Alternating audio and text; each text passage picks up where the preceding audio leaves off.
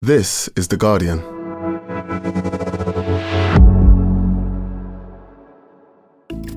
Today, can saving Britain's youth clubs help the most connected and yet isolated generation in history?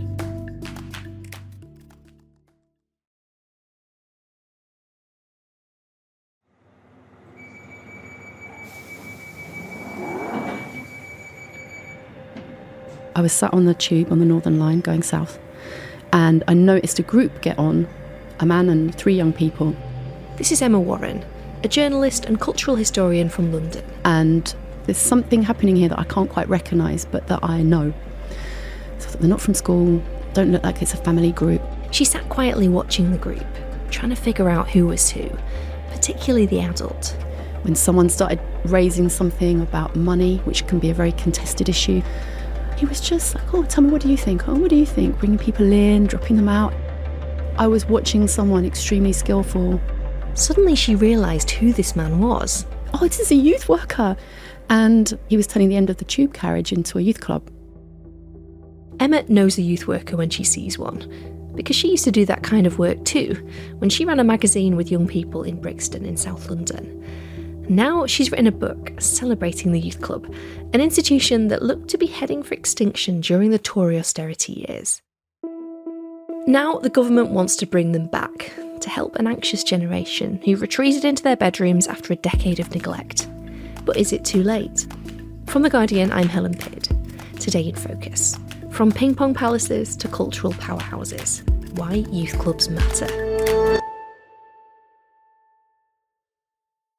Emma Warren, welcome to Today in Focus. Thanks for coming into the studio today. Thank you very much for having me. We're going to be talking about something that I didn't realise until reading your new book was a great British invention. The youth club. And your book is called Up the Youth Club. And, we're talking at a time when youth clubs are kind of an endangered species, really, in the UK. Can you just set out what's happened to youth club provision over the past 15 years or so? Well, it's a sorry story. Yeah.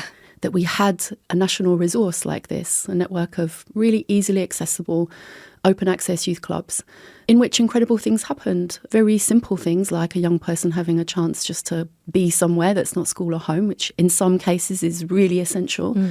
And then, of course, this huge contribution to the cultural and sporting ecosystem. So one of the reasons to write this book now was because we have been through a period of very, very harsh austerity. Youth clubs were one of the biggest victims. 1.3 billion has been stripped from the youth service. Youth clubs, I think they've lost their funding by 75%. Even as recently as 2009, 40% of young Londoners attended youth club at least weekly. Right. Now it's only 1 in 10.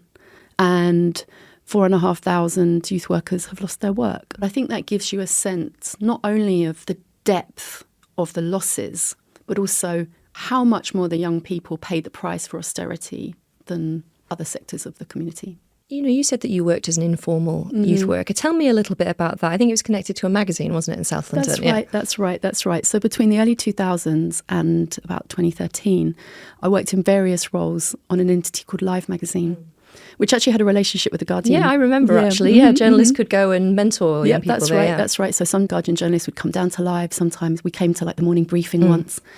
Every day we'd have some new young people coming in. It'd be like, right, go down the street and go and interview someone. What's going on, people? It's your boy Stormzy here, Stiff Chocolato, the Wicked Skang Man, live in the flesh.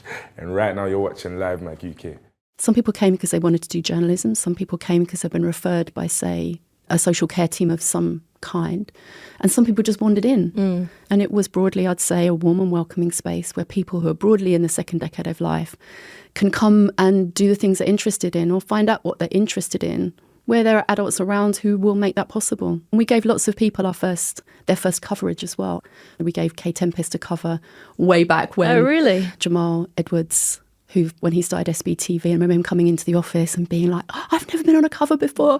It started off doing UK grime and UK rap and hip-hop, spitting bars straight to the camera on the street corners, anything. And do you think of Live magazine as being a youth club? At the time I would have said, it's not youth club. You're here to contribute to the magazine, so please hit your deadlines.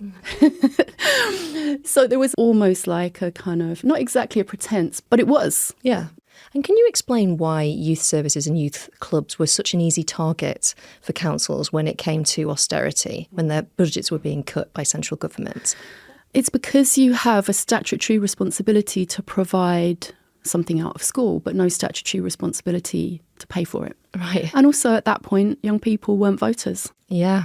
And for reasons, I think, which probably have to do with things like class and structural power, they're not valued by people who didn't attend them. And certainly over recent decades, they've mostly been attended by people who are not on a fast track to structural power. Right. And yet, everyone who's been in or through or near the youth club understands the value of it.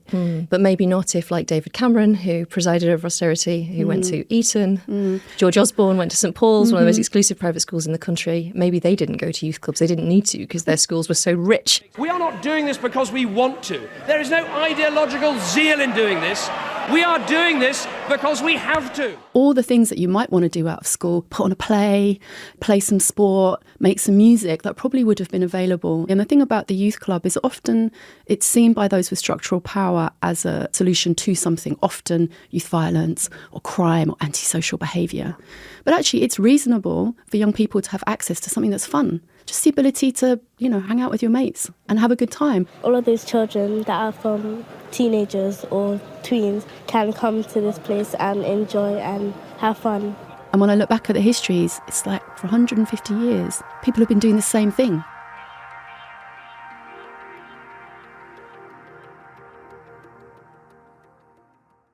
And when you set out to write this book, were you aware just how long the history stretched back? And were you surprised, like I was, to read your book, that it's a sort of quite uniquely British thing? I was surprised by both those things, absolutely. So when you look back, the sensible starting point is really the Industrial Revolution and the way that women with time and money made it their business to create rest and recreation rooms for factory girls. The wealth disparity in English cities was so horrendously wide that extreme inequality caused youth work. And then you look now again at some of these ways in which our young people are worse off than anywhere else in comparable countries. The problem isn't fiddling around with a youth strategy or this or that. It's the fact that historically this difference has existed and people have always stepped into the breach to do something about it on a local level. So it sounds like it was sort of born in the Industrial Revolution. But when was the idea of an actual dedicated youth worker born? So the youth service kind of tracks back to the late 30s. It's a product of wartime as well, and the need to work out where the young people are and what they're doing, and also a desire to make sure that young people are fit. So they can be deployed after battle. Yeah. But then in 1960 you had something called the Albemarle Report, which really was an astounding moment because, again, you had a Conservative government and you had a woman, very socially powerful woman, Lady Albemarle. Yeah. And she created a report that basically led not just to the building of huge numbers of youth clubs and sports centres, it led to a whole training college for youth workers, it led to national standards. And so you had the buildings and you had the youth workers. What of those whom Mr. Stokes calls the misfits, or those others who, according to the recent Albemarle report, find it difficult to come to terms with society? It's for people like that places like this are slowly and painfully coming into being. And it was a really huge moment in UK youth clubs and youth culture, and in a way you can thank Lady Albemarle for things like grime. Really? I'd say. So there's an aristocratic link back. There's loads of great examples of youth clubs in your book, but I really enjoyed reading about one in Coventry. Tell me about that club and what it has brought to Britain. I did a talk about this in Coventry, again with some other youth organisations. And the opening speech was given by Pauline Black of the Selector. And she said something like, the story of the Holyhead Youth Club isn't just a chapter, it's a cornerstone. Because it's a story of how a group of young people, many of whom were connected to either the soul clubs in Coventry or the emerging sound systems, who were unwelcome in white spaces because of racism. Some of whom were first-generation Black British, some of whom had arrived as younger children, had gained access to a space that was derelict and turned it into their space. There were sound system dances, but also a youth club. You're talking about the early 70s, but the Holyhead lasted for a good 20 years. And thousands of young people in Coventry went through the Holyhead, including lots of people, not just in music, barristers, dancers, TV presenters, and there's now a plaque outside the Holyhead Youth Club building, which is still there, saying this is one of the places where two-tone came from. You know, bands like the Selector in particular, and the Specials. Youth work, and it's so clear from your book, is not just about steering young people away from danger and onto the right track. It's also about fostering their talents and lighting a fire within them that might lead to something incredible, whether that might be in sport or it might be in music. And there's a little chapter in the book that I enjoyed, which is all about table tennis. And essentially the argument that without youth clubs, Britain would be less good at table tennis. Tell me about that. Yeah, or it certainly wouldn't have a distinctive style. So I met this lovely gentleman called David Bowles, who told me that he'd grown up in the 60s playing table tennis in youth clubs. He was mostly in East London and then in Essex. And he was describing these very cold spaces that often had like literally a fire in the middle of the space and the table tennis tables around the fire and people having to share bats because there weren't really enough bats to go round. But that people had to play in these very small spaces that were very cold. So people had to stand very close to the edge of the table and keep moving. So there developed a playing style which was notably English, that came from the youth clubs. And a lot of people came from the youth clubs into the UK table tennis teams, so the England teams, and then, you know, playing internationally. And I just loved that. And when would you say was the real golden age of British youth clubs? Post-Albemarle, pre-Thatcher, is going to be that kind of historic golden age. By the kind of mid to late 80s, you start to get lots of commentators saying we are in a really dangerous position here of losing the whole youth service. Right. Because I think, depending on the age of our listeners, anybody who came of age in the 90s would think about Biker Grove. And for our younger listeners, I will explain, if you know who Ant and Dec are on I'm a Celebrity, Get Me Out of Here, that's where they got their big break, playing PJ and Duncan, two teenagers at a Geordie youth club called Biker Grove. You've been like this all day. What's the matter? Nothing. It's you and Debbie, isn't it? You've had a fight, haven't you? No, it's nothing like that. Biker Grove was actually always under threat of closure, wasn't it? Which is kind of very much a sign of the times in the early 90s. Yeah. What you had was just a real cutting away of resources. So something like your Biker Grove, anything that was funded by the local authority, you'd be having less youth workers, you'd be having less time that you could open, new evaluation. And as you sort of get into the late 90s into 2000s, suddenly you have a situation where it's not actually very easy for a local youth club to run, but it's quite easy for something like Live magazine to exist because it fits the kind of tick box better. You know, we could find measurability in a way that would have been much harder for your everyday youth club to do. Can we measure in a quantitative way as well as a qualitative way what youth clubs and youth work does? Not everything that counts can be counted. Not everything that can be counted counts. I really reject measurability as the only way of telling whether or not something works. Why does the youth worker have to prove the value of what they're doing on a daily or weekly basis with work that cannot show up for decades? Somerville Adventure Playground, just in South London, told me the other day that they had a 55-year-old come through who said, I'm an electrician, a carpenter, and I wouldn't be either of those things if I hadn't come to Somerville. And also I learned how to cook here and I learned how to sew here. So if you want to do a long-term evaluation, you will get the answers. And actually, the Institute of Fiscal Studies, Carmen Villa, recently put out a report which just shows the complete economic ineptitude of closing youth clubs. £1 saved, £3 in cost.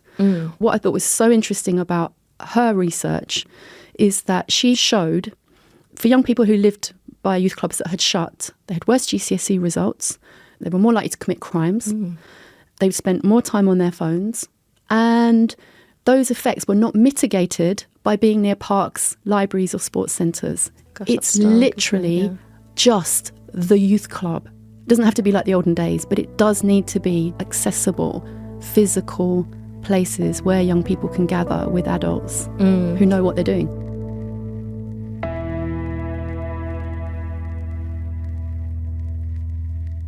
When I look back at my kind of early teenage years when I attended a youth club, I think... Where was it? In Morecambe, in Lancashire, where I'm from. And looking back, I think it was actually a stealth way to try to convert us to Christianity because it was very much linked to the local church.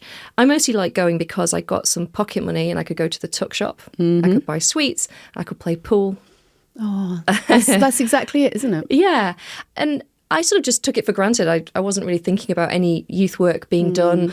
The adults there, to me, they kind of ran the tuck shop and they would adjudicate over arguments over the pool table. Well, precisely. But looking back with adult eyes, I guess they were doing a lot more than that. And can you just tell me, like, what does a skilled youth worker do? Because sometimes it looks like they're not actually doing that much.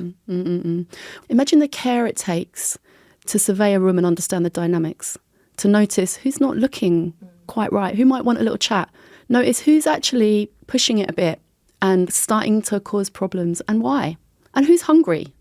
Let's make sure they get a free sandwich. You know, it takes so much work and skill and expertise to be able to read the dynamics individually and collectively of a group of teenagers. And one thing you write about in the book is how important it is for youth workers to offer acceptance and kind of meeting young people where they are rather than overtly kind of trying to change them. Tell me a little bit more about that.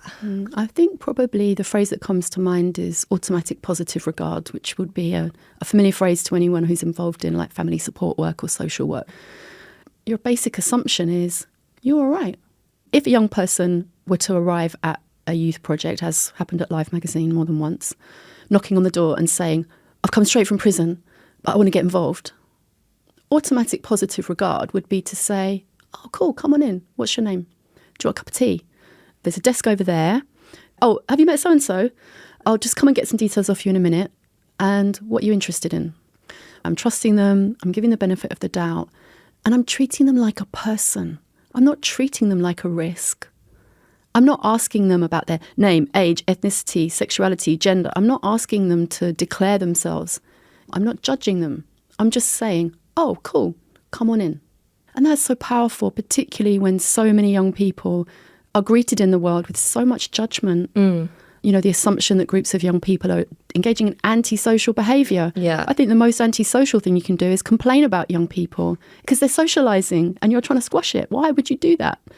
We have a lot of negative assumptions about young people and it's just not fair, really. And when I think over the years, I reported extensively from the north of England when I was North of England editor throughout the period of austerity. And you'd often have older people complaining about there's nothing for young people to do. They're just hanging around. They're causing a nuisance. We need to get them off the street. It's a funny idea, isn't it? Because isn't the street for everybody? And in a way that's really culturally specific because if you think about other countries, street life is part of life. It's normal and welcome.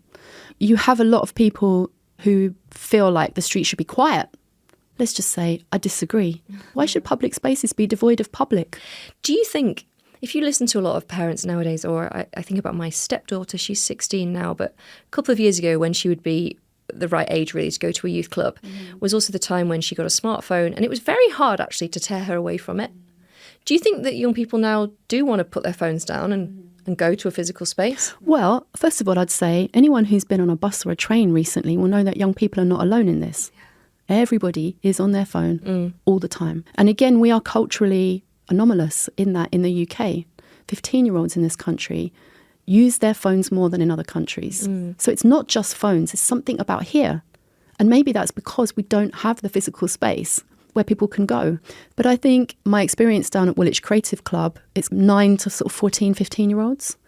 And sometimes at the beginning they might just be on their phones, but then, you know, you get like the trumpet out or you stick them on the keyboards or you come over with me and sit in the corridor because we haven't really got a proper space and, you know, make a fanzine. And no one's really on their phones. Yeah. And I guess if you think about what young people are doing on their phones, they're often connecting with each other, aren't they? They're often Snapchatting, they're chatting. So they do want that connection with their peers.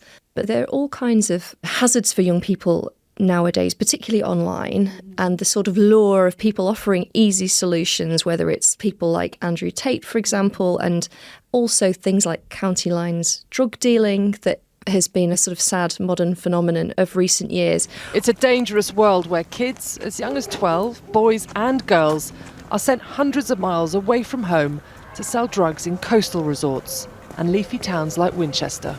What do you think draws young people to those things that maybe previously a youth club would have provided? Well, the online bit, first of all, it's not either or. Online exists. The public realm should exist, but kind of somehow doesn't. So online is very well catered for. Public space isn't. Yeah. It's really important to have physical spaces where young people can meet each other. And then the county lines thing, it occurred to me that people who are running county lines are youth workers. They're not the kind of youth workers that we want, but they're doing the same thing. Yeah. It's a way of a young person feeling welcomed, brought into something, fed maybe. So yeah, clothes sometimes, trainers. They pick me up around the corner from my house. They give me a lift to school, and you felt like you were important. And so I think it's so dangerous not to have youth workers who are interested in young people having the best possible version of the life they can, as opposed to older adults or older young people who are just involving younger young people in a business that is extremely dangerous. Coming up, what is the government actually proposing to do for young people?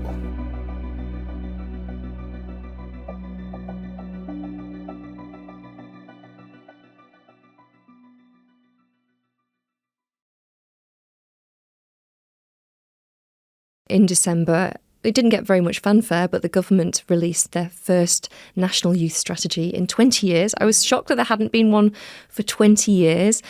Can you just outline what it said, what it promised, and then what you took from it? Mm-hmm. These reports always do the same thing when I look back on the histories. They always say youth work is important, and then they fail to adequately fund youth work. This one does the same thing. Every young person in this country deserves to have places to go, things to do, and an adult who cares about them, who can help them deal with the complexity of growing up in England in 2025. It basically offers quite large amounts of money for capital projects in youth clubs or minibuses or like a fund that people can apply to. £350 million over 4 years. That's right. Significant amounts. Only a 60 million for youth workers, and then a 15 million for training of youth workers, but which I found in a sort of back end one of the other documents actually would also include teachers being trained to get a youth work qualification. Right. What that looks like is ways that you can create a situation where a government can say, oh, now we've got more youth workers. So again, it's like, where is the genuine commitment to funding, resourcing and trusting youth workers who really need the support right now? The capital money is absolutely vital. It'd be wonderful to see new places opening. Yeah, and they're going to refurbish old spaces. Absolutely. I mean, all of that is absolutely stunning, and I really applaud the people that have made this happen, because I can only imagine how difficult it was to encourage certain government departments to do that. But if you don't pay for the youth workers to open the doors will stay closed, quite literally. Well, I'm not great at maths, but it's not going to give 4,500 people their jobs back, is it? We can't go back, but I'm saying if you don't deal with the youth worker side of it first, nothing else works. There's something very strange in the report as well that I found strange, which was quite a significant amount of money and a commitment to increasing, I think by 30%, the number of cadet forces across the UK by 2030. Right. And it says in it specifically in the areas of the greatest disadvantage. Army recruitment is predominantly from areas where people don't necessarily have other opportunities. Of course, some people might want to join the army regardless of where they grow up or their economic circumstance. But I found that troubling. Yeah, I raised my eyebrow at that as well. And just finally, paint me a utopian picture. You're in charge of the youth strategy. You've got as much money as you want. What would your dream youth service look like? A really simple answer would be a network of easily accessible locality youth clubs, which have paid staff in them, who you might call youth workers, you can call them other things if you want, that are just there for a really long time. So people like that 55-year-old at Somerville Adventure Playground can come back after decades and say, I wouldn't be in a place that is good like this if it wasn't for you. That's it, really. Simple. Yeah. Emma, thank you very much. Thank you. That was Emma Warren. Her book, Up the Youth Club, is out now. And that is all for today. This episode was produced by Ned Carter-Miles and presented by me, Helen Pidd. Sound design was by Brian McNamara, and the executive producer was Courtney Youssef. We'll be back tomorrow.